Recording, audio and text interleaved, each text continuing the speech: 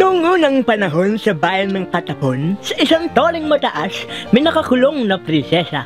Siya'y ubod na rikit, tunay na kaakit-akit, mga binatay na huhumaling, kaya itinago sa toring may pagkamalilim.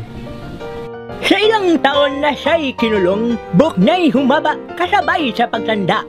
Buhok niyang ito'y tunay na mahiwaga at punong-puno ng lihim at salamangka. Sa toring ito, siya ay naghihintay sa isang magiting na lalaki na siyang magliligtas at magmamahal, tunay na magpapawi ng kanyang bagot at pag-iisa. Isang araw, sa sobrang kalungkutan, siya ay nainip at wala nang magawa.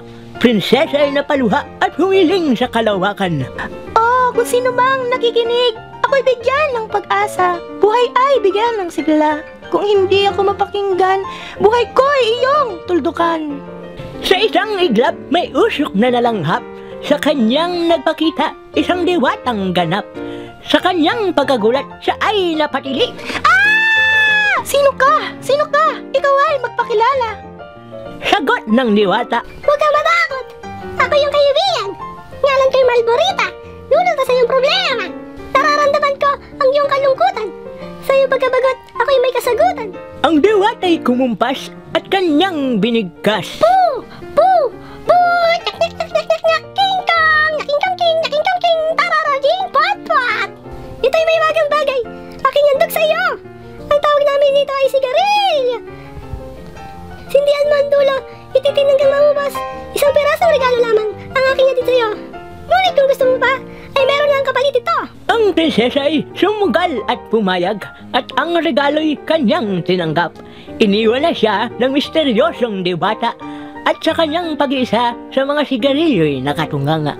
Sigarilyo ay sinubo, sinindihan ang dulo, hangin ay hinigop at ito ay umusok.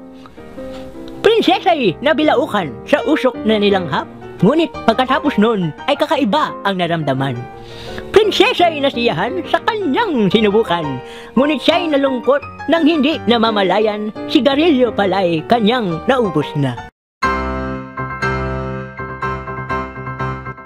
Hindi na napigilan na humingi ng isa pa. Agad-agad namang ibinigay ni Malborita.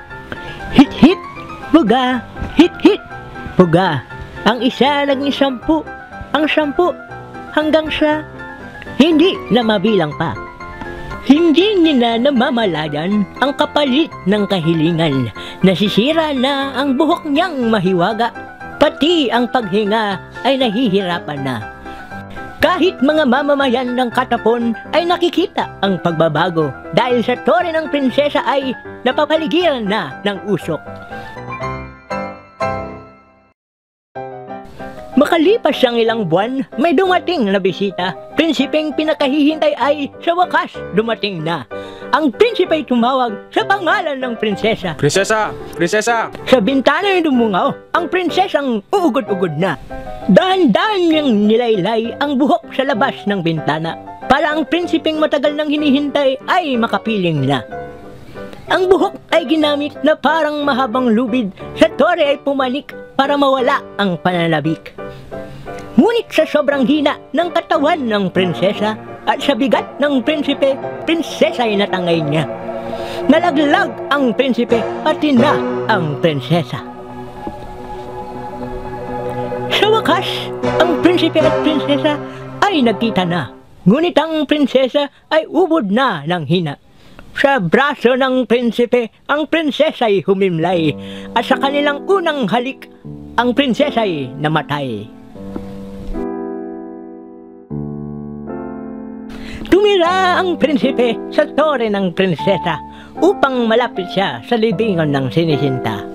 Napuno ang kanyang puso ng sobrang kalungkutan, kaya ang prinsipe dumaing din sa kalawakan. Sa isang iglap, lumabas si Malborita. Dangan-dangan ng sigarilyong sagot sa kalungkutan.